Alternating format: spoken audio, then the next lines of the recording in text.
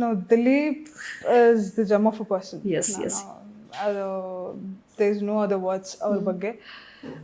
ತುಂಬ patience. Actually ಒಂಥರ complete different characters ನಾವು. ನಾನು ತುಂಬ ಗಜಿಬಿಜಿ ಕ್ಯಾರೆಕ್ಟರ್ ಅಂದರೆ ಫುಲ್ ಮೆಸ್ಸಿ ಅದು ಇದು ಕ್ಯಾರೆಕ್ಟರ್ ಆದರೆ ಅವರೊಂಥರ ಕೂಲಾಗಿ ಎಲ್ಲನೂ ಕೂಲಾಗಿ ಹ್ಯಾಂಡಲ್ ಮಾಡೋವಂಥ ಪರ್ಸನ್ ಅವರು.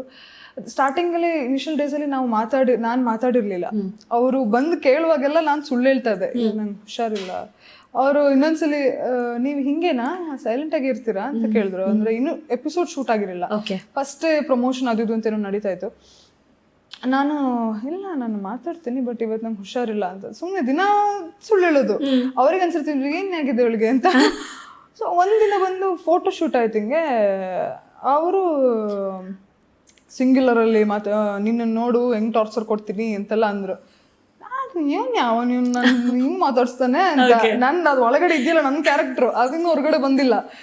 ನಾನು ಅಷ್ಟೊತ್ತು ಸೈಲೆಂಟ್ ಇದ್ದೋಳು. ಫಸ್ಟ್ ಒಂದು ಸೆಂಟೆನ್ಸ್ ಹೇಳ್ದೆ, ನೋಡೋಣ ಯಾರಿಗೆ ಟಾರ್ಚರ್ ಕೊಡ್ತಾರೆ ಅಂತ.